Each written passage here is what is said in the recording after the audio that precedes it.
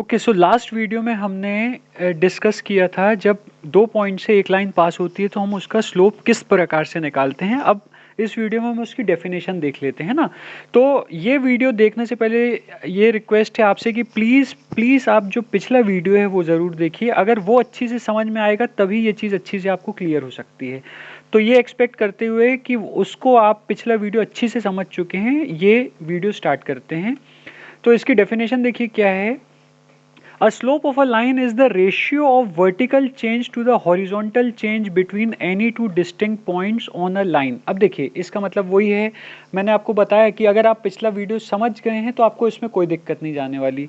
Distinct point मतलब हमने दो अलग अलग पॉइंट ले लिए। ओके, दो अलग अलग हमने पॉइंट ले लिए और हमने क्या किया, रेशियो निकाला। रेशियो मतलब एक कंपैरिजन होता है सेम क्वांटिटी के बीच में, है ना। रेशियो ये वर्ड बहुत बार सुनने में आता है, लेकिन रेशियो का एक्चुअल मतलब क्या होता है, अगर हम दो चीज़ों का जो कि सेम यूनिट की हों, है ना, सेम, जैसे अगर रेशियो ऑफ एजेस अगर हम बात करें तो अगर दो लोगों की एजेस का रेशियो अगर हम निकाल रहे हैं तो दोनों की एजेस ही होंगी, है ना।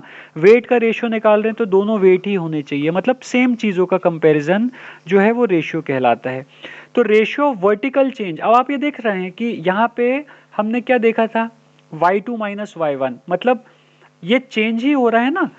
देखिए कोई चीज y1 से y2 जो बनी है तो वो कितना उसमें चेंज आया है, y2 माइनस y1 का चेंज आया है। एक बार फिर से आपको बता दे रहा हूं, पहले ये क्या थी, y2 थी। ओके सॉरी, पहले ये क्या थी, y1 थी। उसके बाद ये क्या बनी, y2 बनी। तो y1 से y2 बनने में कितना चेंज आया, y2 माइनस y1 का चेंज आया।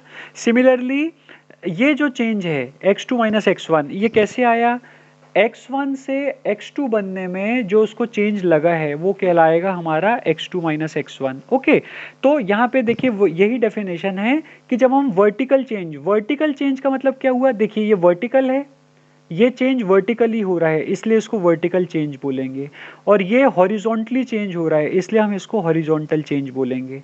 ओके, तो a slope of line is the ratio of the vertical change to the horizontal change between any two distinct point on the line if it gives the same ratio for every two distinct point on the same line। मतलब इसका देखिए ये हुआ कि अगर आप कोई भी दो अलग अलग पॉइंट ले लें, दो अलग अलग पॉइंट ले लें और उनका रेशियो निकालें, किसका रेशियो निकालें, वर्टिकल चेंज का किसके साथ, हॉरिजॉन्टल चेंज के साथ। ये वर्टिकल चेंज हुआ आपका, है ना, क्योंकि ये ऐसा सीधा है तो ये वर्टिकल चेंज हुआ, और ये कौन सा चेंज हुआ, हॉरिजॉन्टल चेंज हुआ।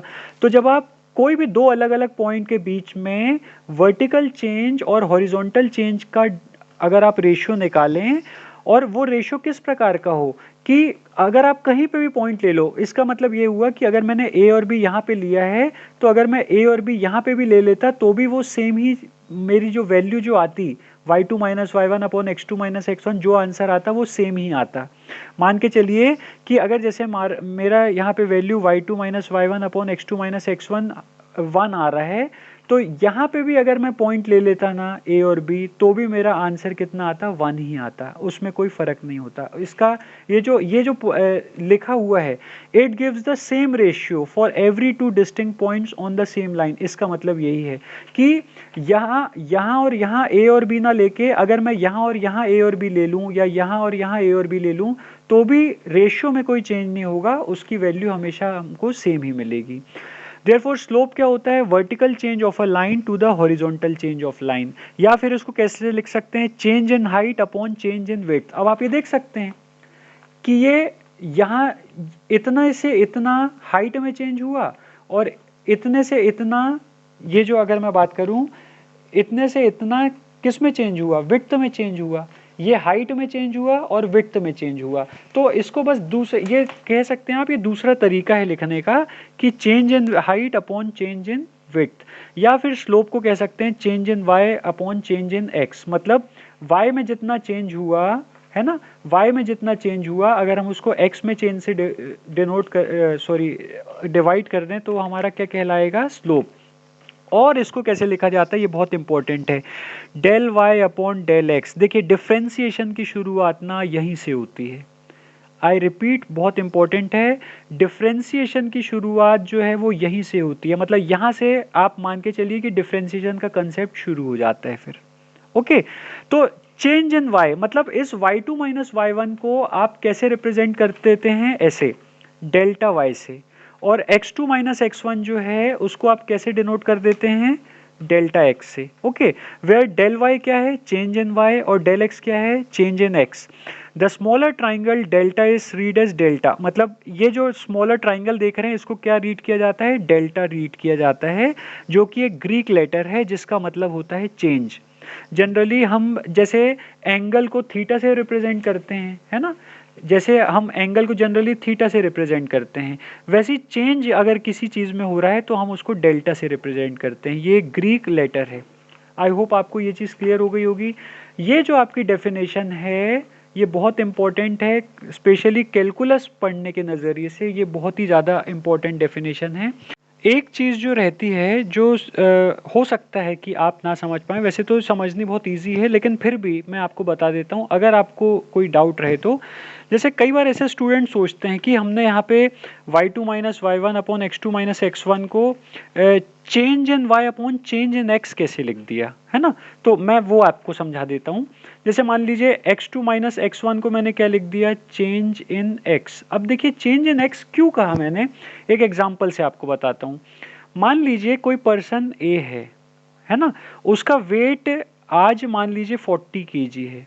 ओके, आज उसका वेट A का मान लीजिए 40 kg है, और आफ्टर 1 ईयर्स, 1 साल के बाद अगर उसका वेट 60 kg हो जाता है तो उसमें कितने का चेंज आया, उसमें 20 का चेंज आया। यहाँ से हम समझ सकते हैं ना कि अगर वो 40 किलो का है और 1 साल के बाद अगर वो 60 kg का हो जाएगा तो उसके वेट में कितना चेंज आया, 60 माइनस 40 का चेंज आया, मतलब किसका चेंज आया, 20 kg का चेंज आया।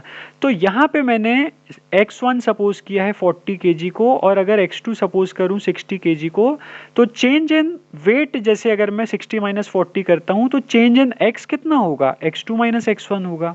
आई होप आपको अब तो क्लियर हो जाना चाहिए।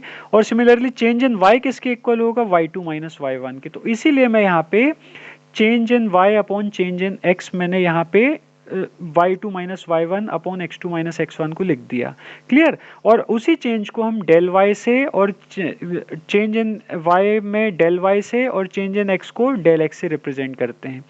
तो इस डेफिनेशन को समझने के लिए आपका ये सारी जितनी भी डेफिनेशन है आपकी, ये जितनी भी डेफिनेशन है सबका मीनिंग एक ही है, और इस डेफिनेशन को समझने के लिए पिछला वीडियो देखना बहुत इंपॉर्टेंट है।